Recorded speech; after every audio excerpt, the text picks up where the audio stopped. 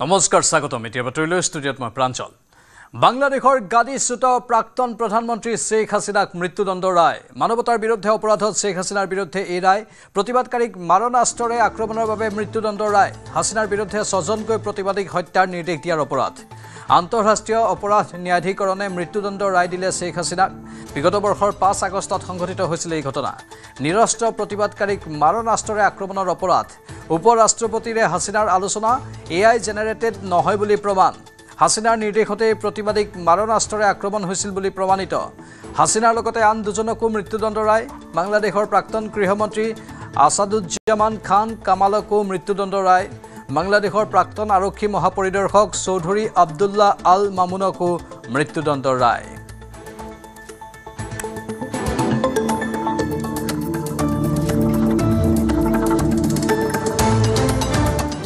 Accused Sheikh Hasina is liable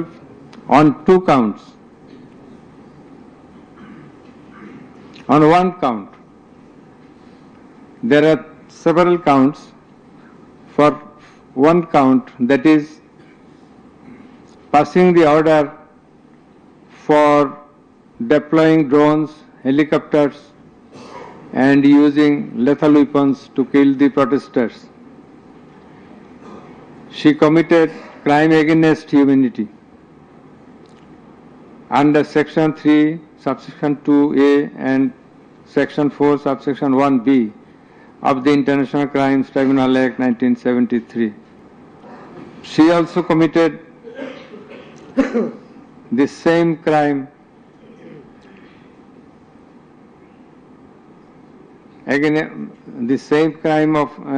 crime against humanity on the second count, killing 6 persons at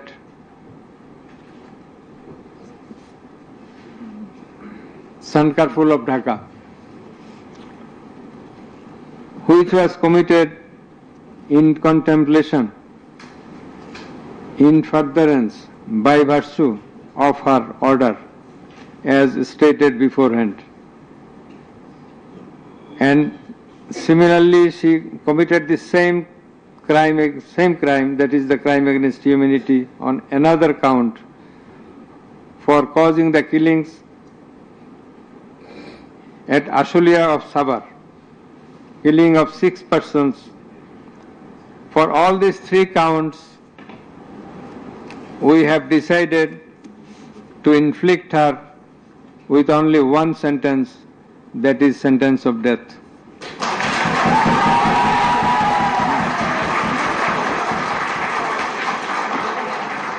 The properties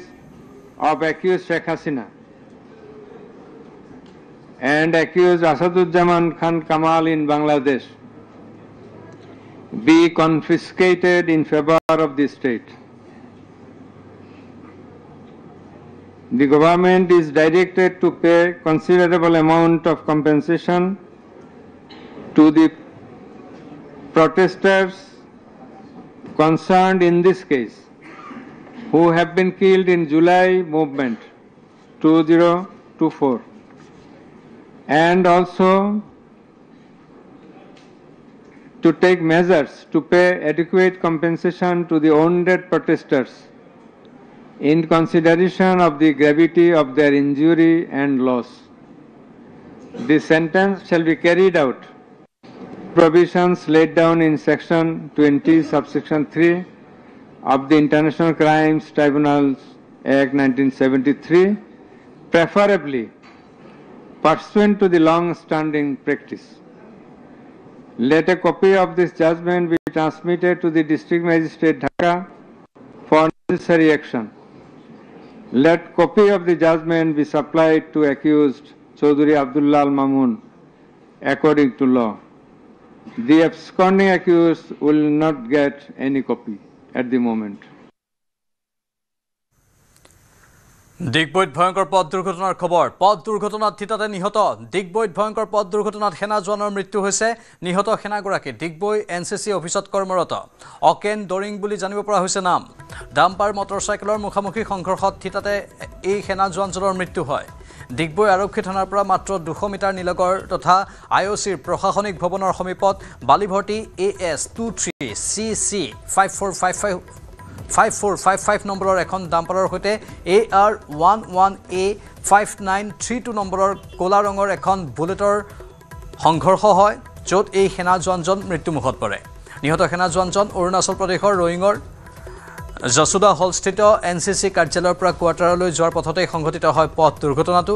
ঘটনাস্থলীত ডিগবৈ আৰক্ষী উপস্থিত হৈ উদ্ধাৰ কৰে মৃতদেহটো ডাম্পাৰখনৰ চালক ৰিকি দাসক আটক কৰিছে আৰক্ষীয়ে ডাম্পাৰখনৰ গৰাকী মাৰ্ঘেৰিটাৰ পিনু দত্ত বুলি গম পোৱা গৈছে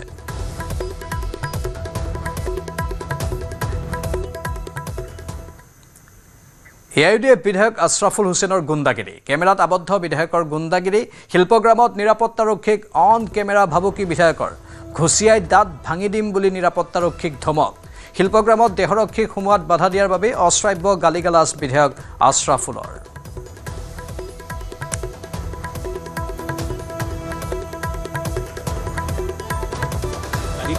মই বোলে MLA বুলি কৈছে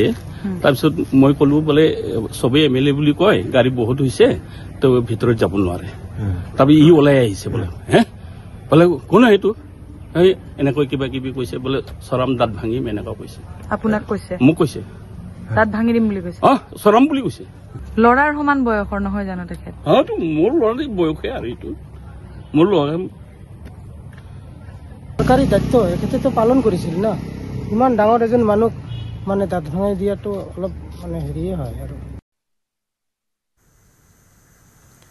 গুৱাহাটীত উপস্থিত RSS প্ৰধান মোহন ভাগৱত দুদিনীয়া ভ্ৰমণসূচীৰে আজি অসমলৈ আহিছে ৰাষ্ট্ৰীয় স্বয়ংসেৱক সংঘৰ প্ৰধান ডক্টৰ মোহন ভাগৱত বৰঝাৰ বিমানবন্দৰৰ পৰাই পোনে পোনে গুৱাহাটীৰ বৰবাৰীৰ সুদৰ্শনালয়ত উপস্থিত হয় ৰাষ্ট্ৰীয় স্বয়ংসেৱক সংঘৰ শতবৰ্ষ পূৰ্ণ উপলক্ষে ৰাষ্ট্ৰীয় স্বয়ংসেৱক সংঘৰ সৰসংঘ চালক ডক্টৰ মোহন ভাগৱত আহিছে অসমলৈ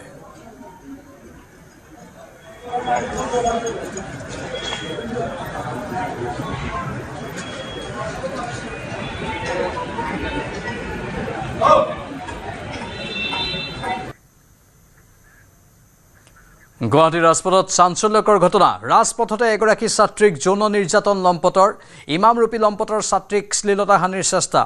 ছাত্ৰীগৰাকীয়ে পৰিধান কৰা চুটি কাপোৰৰ গইনালৈ শ্লীলতা হানি গুৱাহাটীৰ মাজমজিয়াৰ জ্যোতিকুচিত সংঘটিত হৈছে এই ঘটনা ইমামৰ বিৰুদ্ধে ছাত্ৰীগৰাকীৰ গোপন অংগটো হাত দিয়াৰ অভিযোগ উত্থাপন হৈছে ছাত্ৰীগৰাকীয়ে চিঞৰ বাখৰ কৰাত ৰাইজৰ ৰুখত পৰে এই লম্পট ইমাম স্থানীয় ৰাইজে লপা থপা দি আৰক্ষীক গতাই দিয়ে এই লম্পটটো দক্ষিণ গাঁৱৰ মছজিদত ইমাম হিচাপে থাকে এই লম্পটটো ধৃত লম্পটটো নলবাৰী জিলাৰ কমাৰকুছিৰ আব্দুল ৰহিম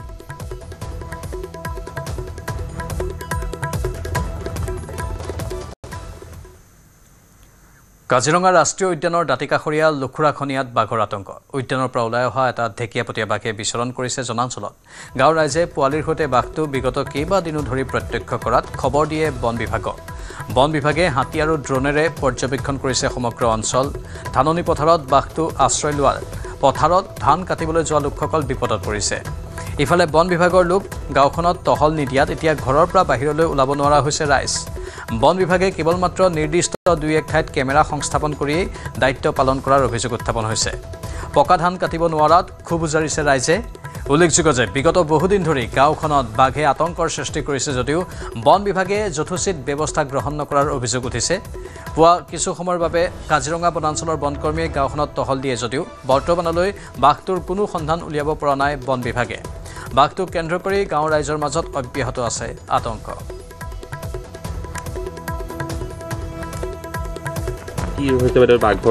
বাঘৰ বহুত অসুবিধা হৈছে দাৱনী ধান এতিয়া পথাৰত পকি গৈছে এতিয়া বাঘৰ কাৰণে মানে দাৱনী পথাৰলৈ নামিব পৰা নাই আৰু বন বিভাগৰ লোক আহিছে যদিও তেওঁলোকে মানে ধৰি লওক ৰাস্তাহে পথাৰত নামিবলৈ নমা নাই তেখেতসকলে ৰাতিপুৱাতে বাঘজনী আহি পেলাই পথাৰত আছিলেহি তেতিয়া মানে দুটা পোৱালি সৈতে আছিলেহি গতিকে পোৱালিকেইটা এতিয়াতো সৰু হৈ আছে পোৱালিকেইটা সিহঁতে আঁতৰি যাব পৰা নাই সেইকাৰণে মানে আমাৰ দাৱনীখিনি আজি পথাৰলৈ নমাই নাই বাঘৰ কাৰণে অকণমান শংকিত হৈছে ৰাইজ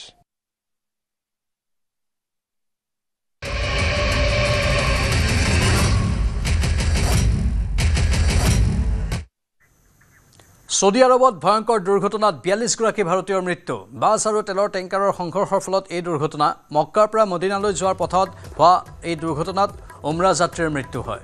দুৰ্ঘটনাৰ পাছতেই দপদপকৈ জ্বলি উঠে বাছখন দুৰ্ঘটনাগ্ৰস্ত বাছখনত আছিল 20গৰাকী মহিলা 11টি শিশু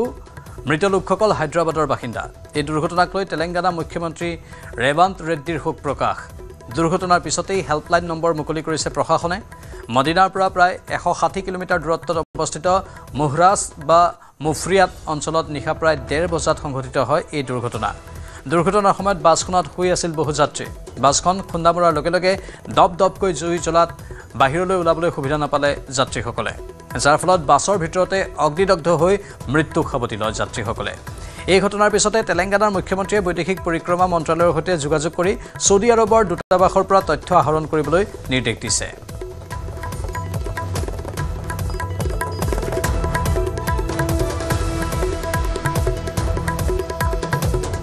আৰু দুৰ্ঘটনাৰ পিছতে হায়দৰাবাদৰ সাংসদ আছাদুদ্দিন ওৱেইছিয়ে সৌদি আৰবত সংঘটিত পথ দুৰ্ঘটনাক লৈ শোক প্ৰকাশ কৰে হায়দৰাবাদৰ দুটা ট্ৰেভেল এজেন্সিৰ সৈতে যোগাযোগ কৰি সৌদি আৰবলৈ যোৱা হায়দৰাবাদৰ বাসিন্দাসকলৰ বিষয়ে তথ্য বিচাৰিছে ৰিয়াদৰ দূতাবাসৰ সৈতেও যোগাযোগ কৰে আছাদুদ্দিন ওৱেইছিয়ে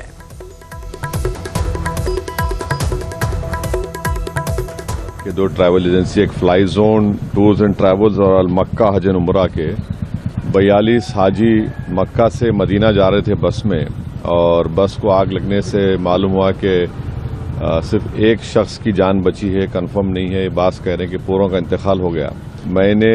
इंडियन एम्बेसी रियाद में जो DCM है अबू मैथन जॉर्ज साहब से मेरी बात हुई और उन्होंने मुझसे कहा कि कौंसल जनरल जिद्दा भी और वो खुद इस पर मालूमात हासिल कर रहे हैं और जो भी ज़रूरी कार्रवाई करना है वो करेंगे और साथ ही साथ मैंने इन तमाम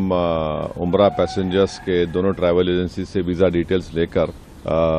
कौंसल जनरल ऑफ इंडिया जिद्दा को और DCM इंडियन एम्बेसी रियाद को और साथ ही साथ फॉरेन सेक्रेटरी को मैंने ईमेल किया है मेरी भारत सरकार से और ख़ास तौर से एक्सटर्नल अफेयर्स मिनिस्टर से जयशंकर साहब से ये रिक्वेस्ट है कि वो इमीडिएटली इस पर देखें और अगर जिन लोगों की डेथ हुई है उनके परिवार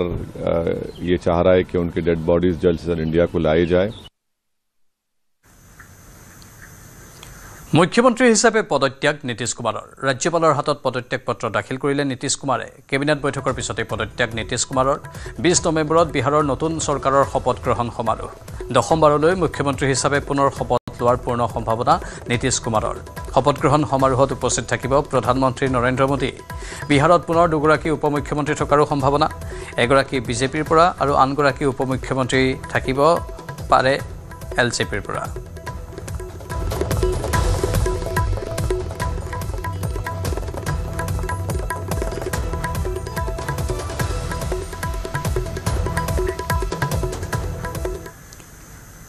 উত্তৰাখণ্ডৰ কৰ্মস্থলীৰ পৰা ঘৰলৈ উভতাৰ পথত উত্তৰ প্ৰদেশত ৰহস্যজনকভাৱে মৃত্যু কাকপথাৰৰ বিয়াৰো জোৱান জয়ন্ত গগৈৰ নিশা প্ৰায় 9:30 বজাত পত্নী শেষবাৰৰ বাবে ফোনত যোগাযোগ হৈছিল কাকপথাৰৰ ওপৰ উবন গাঁৱৰ জয়ন্ত গগৈৰ মই সাগে আৰু ঘৰলৈ ঘূৰি যাব নোৱাৰিম মোক দালালে পালে বুলি ফোনত পত্নীক কৈছিল বিয়াৰো জোৱানজনে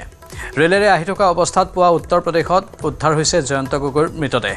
পত্নী আৰু দুগৰাকী কন্যাক এৰি থৈ যোৱা জয়ন্ত গগৈৰ হত্যাৰ এতিয়া ন্যায় বিচাৰিছে পৰিয়ালৰ লোকে ইতিমধ্যে জোৱানগৰাকীৰ মৃতদেহ আনিবলৈ উত্তৰ প্ৰদেশলৈ ৰাওনা হৈছে পৰিয়ালৰ লোক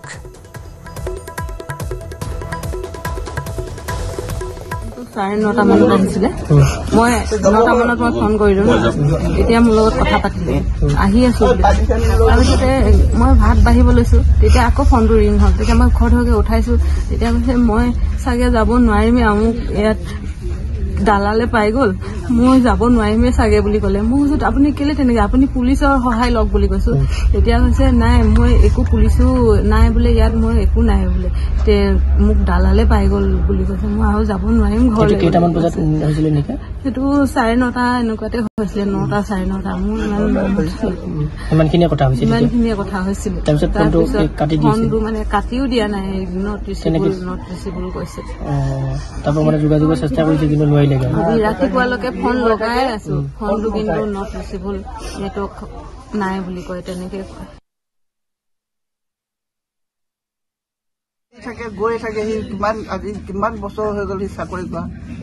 আৰু এতিয়া 8-9 বছৰ আছে তাৰ ৰিটায়াৰ হ'বৰ কাৰণে সেনেকে সি ট্ৰেইনতে অহা যোৱা কৰি থাকে কেতিয়াবা প্লেনত আহে কেতিয়াবা ট্ৰেইনত আহে এইটো মাৰ্ডাৰ কৰিছে বুলি মাৰ্ডাৰ হয় ছাৰ মাৰ্ডাৰ হয় এইটো হত্যা নিজে হেৰি কৰা নহয় নিজে কেলে এনেকুৱা কৰিবহি ইমান ঘৰ পৰিব আছে ইমান ঘৰ বনাম বুলি কৈছে ইয়াত ভালকৈ সুখত থাকিবি ল'ৰা নাতি দুজনী পঢ়ি আছে ঘৰ সিয়ে চলাই থাকে আমাৰ তাৰ পৰাই খাই আছো আমি তাক কোনে মাৰিলে কাৰ শত্ৰু আছিলে কোনটো মোৰ সেই মানুহটো লাগে মোক ইমান কি কৰিলে প্ৰাণৰ শিল্পী জুবিন গাৰ্গৰ ৰহস্যজনক মৃত্যুৰ প্ৰভাৱ পৰিছে ৰাজ্যৰ পৰ্যটন ক্ষেত্ৰত কাজিৰঙা পবিতৰাৰ আৰু মানসতো পৰিছে জুবিন গাৰ্গৰ মৃত্যুৰ প্ৰভাৱ পূৰ্বৰ তুলনাত যথেষ্ট হ্ৰাস পাইছে পৰ্যটকৰ সংখ্যা 2024-25 পৰ্যটন বৰ্ষত যথেষ্ট সংখ্যক পৰ্যটক আহিছিল কাজিৰঙা ৰাষ্ট্ৰীয় উদ্যানলৈ অক্টোবৰ আৰু নৱেম্বৰ মাহত ৰাষ্ট্ৰীয় উদ্যানখন দৰ্শন কৰিছিল 81,860 গৰাকী পৰ্যটকে দুটা মাহত সংগ্ৰহ হোৱা ৰাজহৰ পৰিমাণ আছিল 2.1 কোটি টকা কিন্তু চলিত বৰ্ষত ইয়াৰ পৰিমাণ আধালৈকে হ্ৰাস পাইছে একেদশা মানস ৰাষ্ট্ৰীয় উদ্যানতো 2-1 বিদেশী পৰ্যটকে মানস ৰাষ্ট্ৰীয় উদ্যান ভ্ৰমণ কৰিলেও স্থানীয় পৰ্যটক নাই মানস পৰ্যটন বৰ্ষ আৰম্ভ হোৱাৰ পিছতেই সুদবয় দেশী বিদেশী পৰ্যটকৰ এবাৰ বহু পৰ্যটকে বাতিল কৰিছে মানস ভ্ৰমণ যি কঢ়িয়াইছে ৰাজ্যৰ পৰ্যটন ক্ষেত্ৰলৈ অশনি সংকেত হিয়াৰ আমঠু জুবিন গাৰ্গে মানসক লৈ কৰিছিল বহু পৰিকল্পনা মানসক লৈ চিনেমা কৰাৰ উপৰি মানস চিৰসেউজ কৰি ৰখাৰ বাবে গছপুলি ৰোপণ কৰিবলৈ দিছিল পৰামৰ্শ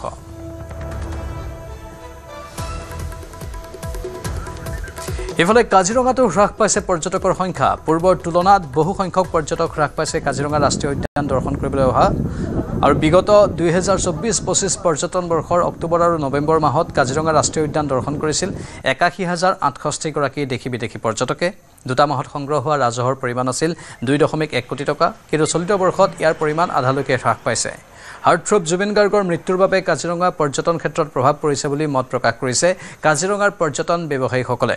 এই সময়ত বিশেষকৈ অসম আৰু পশ্চিমবংগৰ পৰ্যটকে ভিৰ কৰে কাজিৰঙাত জুবিন গাৰ্গৰ মৃত্যুৰ দুখত দুয়োখন ৰাজ্যই ম্ৰিয়মান হৈ থকাৰ বাবে পৰ্যটকৰ আগমন হ্ৰাস পাইছে জুবিন গাৰ্গৰ ন্যায় প্ৰাপ্তি নোহোৱা পৰ্যন্ত কাজিৰঙা পৰ্যটন উন্নয়ন বা পৰ্যটনৰ উন্নয়ন হোৱাৰ সম্ভাৱনা নাই বুলি মন্তব্য কৰে পৰ্যটন ব্যৱসায়ীসকলে চলিত পৰ্যটন বৰ্ষত ছেপ্টেম্বৰ অক্টোবৰ নৱেম্বৰ 3 মাহত 48,535 জন পৰ্যটকৰ আগমন ঘটিছে আমাৰ কাজিৰঙাত বিগত বৰ্ষতকৈ এই বৰ্ষ মানে 2024-25 আৰু 26 বৰ্ষত যিটো পৰ্যটন ব্যৱসায় আমাৰ এই পৰ্যটন ব্যৱসায় এইবাৰ মানে খুব মানে পৰ্যটকৰ আগমন খুব কম আমি অনুভৱ কৰিব পাৰিছো যেহেতু নেকি বিগত বৰ্ষত আমি দেখিছিলোঁ এই যিটো নৱেম্বৰ ছেপ্টেম্বৰ অক্টোবৰ মাহত যিটো নেকি কলিকতা যিটো নেকি পৰ্যটকৰ যি মানে আগমন যথেষ্ট থাকে এইবাৰ কিন্তু একেবাৰে কম আমি অনুভৱ কৰিব পাৰিছো আৰু আমি এটা কথা উপলব্ধি কৰিব পাৰিছো যেহেতু নেকি অসমৰ হাৰ্টথ্ৰব আৰু আমাৰ সকলোৰে মৰমৰ আৰু আমাৰ হিয়া আমঠু জুবিন গাৰ্গ মৃত্যুৰ পাছতেই এই এনেকা এটা প্ৰভাৱ পৰিছে বুলি আমি অনুভৱ কৰিব পাৰিছো আশা কৰিছো অহা অনাগত যিবিলাক মাহ আছে ডিচেম্বৰ জানুৱাৰী ফেব্ৰুৱাৰী তেনেকা মাহত যথেষ্ট পৰিমাণে মানে পৰ্যটক আগমন হ'ব বুলি আমি আশা কৰোঁ নিশা কলগাছিয়াৰ বৰভিটাত উত্তপ্ত পৰিস্থিতি সান মামা বৰভিটা আঞ্চলিক যুৱ সংঘৰ উদ্যোগত আয়োজিত সাংস্কৃতিক অনুষ্ঠানত উত্তপ্ত পৰিস্থিতি আয়োজকে নিৰ্ধাৰিত সময়ত অনুষ্ঠান বন্ধ কৰাক লৈ সৃষ্টি হয় উত্তপ্ত পৰিস্থিতি আৰক্ষীৰ সন্মুখতে ৰাইজে ভাঙি লণ্ডভণ্ড কৰিলে মঞ্চ জ্বলাই ভস্মীভূত কৰিলে শ চকী বৰভিটা আৰক্ষী চকীৰ সমীপতে এই ঘটনা সংঘটিত হয় ঘটনাৰ লগত জড়িতসকলৰ বিৰুদ্ধে ব্যৱস্থা গ্ৰহণৰ দাবী স্থানীয় লোকৰ কিছুদিন পূৰ্বে ফুটবল খেলক কেন্দ্ৰ কৰিও সংঘটিত হৈছিল মাৰপিটৰ ঘটনা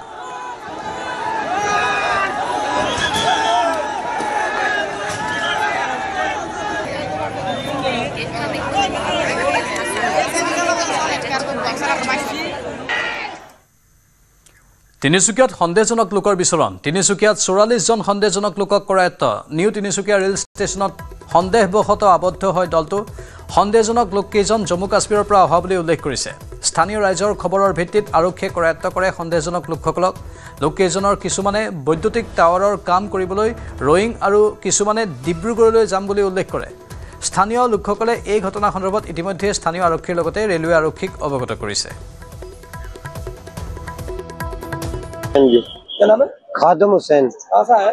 जम्मू से। जम्मू कौन सी जगह? डिस्ट्रिक्ट डोडा। जम्मू डिस्ट्रिक्ट डोडा। थाना कौन सा हुआ आपका? थाना हुआ हमारा गंदो। कितने लोगों को लेके आया? 44 आदमी है सर। किस काम के लिए लाया? ये ट्रांसमिशन लाइन। Transmission line. अच्छा, उसका काम क्या हो? मिट्टी खुदाई की? मिट्टी खुदाई का। अच्छा, इससे पहले भी आप आए हैं क्या असम? नहीं, पहली बार आए। पहली बार? पहली बार आए। वो जहाँ काम करेंगे उनके साथ संपर्क कैसे हुआ आपका? उनके साथ हम पहले भी ट्रांसमिशन लाइन में काम कर रहे थे 10 साल से, अभी उत्तराखंड में कर रहे थे, तो कंपनी यही है एक ही। क्या नाम हुआ? फरीद अहमद। कहाँ से हो? हम जम्मू से। जम्मू से। उम्र क्या है तुम्हारी? 18 साल। 18 साल। जरा आईडी दिखाना। ये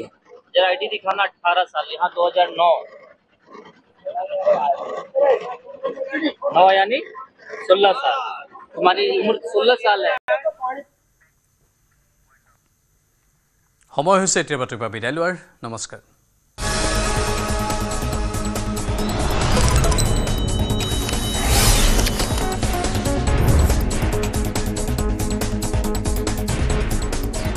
এইটো মাইথান ষ্টিল নহয়। ওচৰ চুবুৰীয়াসকলে লগাইছে।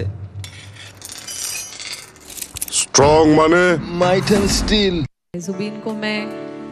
30 साल से जानती हूँ। The first song I sang for Zubeen was Pooja Gori Nikhar. That was around 95-96. Zubeen gave me beautiful songs.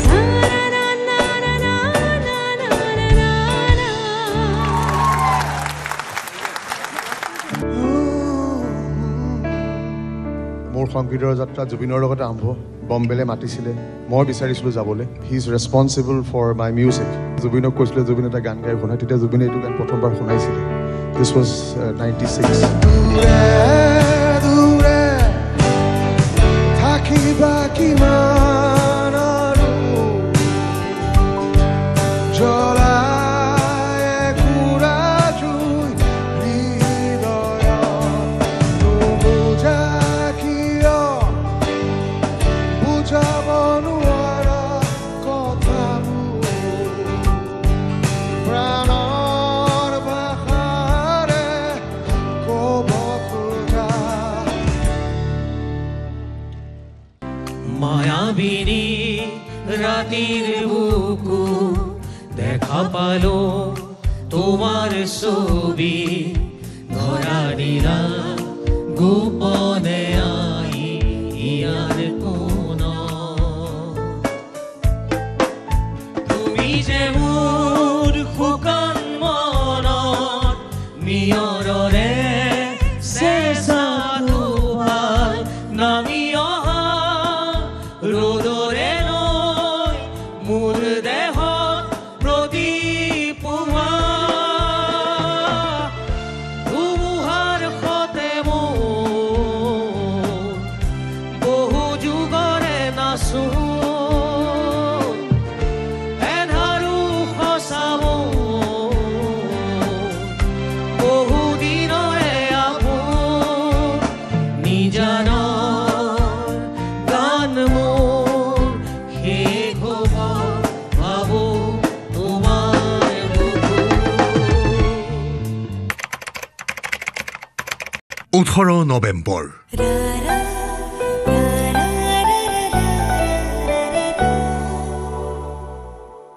গানে কি আনে কি জুবিনবিহীন জুবিন গাৰ্গৰ প্ৰথমটো জন্মদিন। খুপানে খুপানে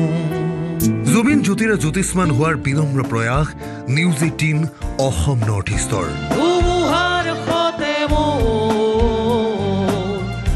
বহু যুগৰে নাচো এন্ধাৰো সঁচাব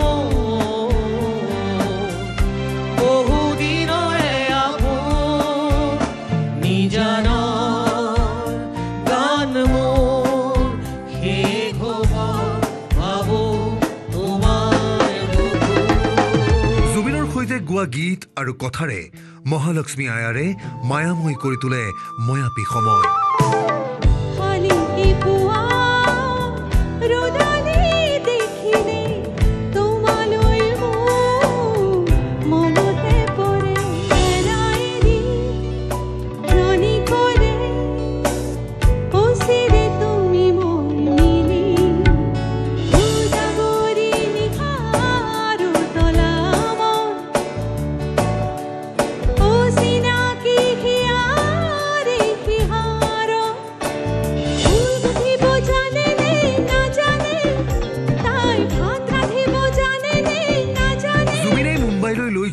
শিল্পী জয় বৰুৱাই গালে জুবিনৰ গীত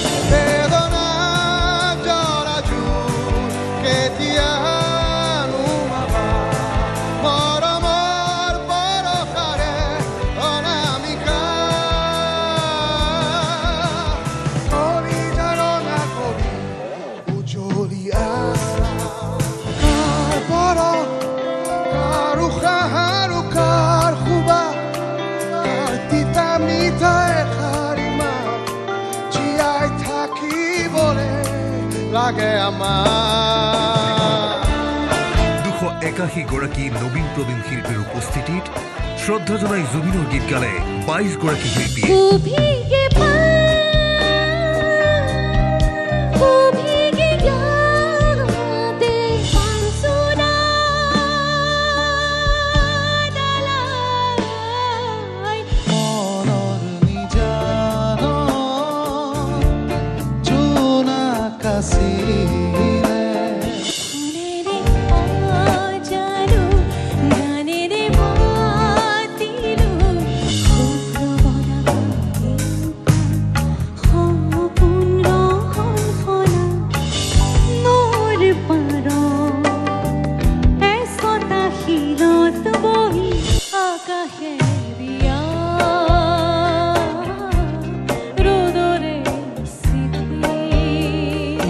আৰু 19 নৱেম্বৰৰ সন্ধিয়া 7:50 পৰা সুৰৰ খোপানে খোপানে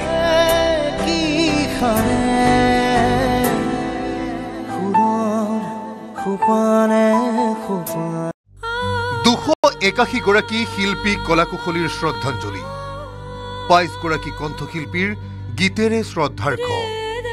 শৈশৱ কৈশোৰ যৌৱনৰ অভিন্ন সংগীৰ অভিমত জুবিনবিহীন প্ৰথমটো জন্মদিন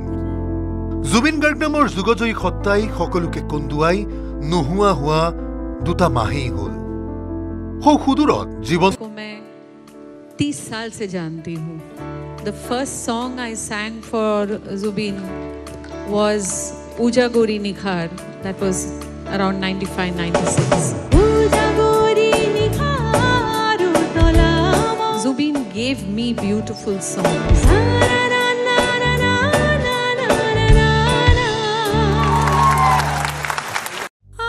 281 গৰাকী শিল্পী কলাকুশলীৰ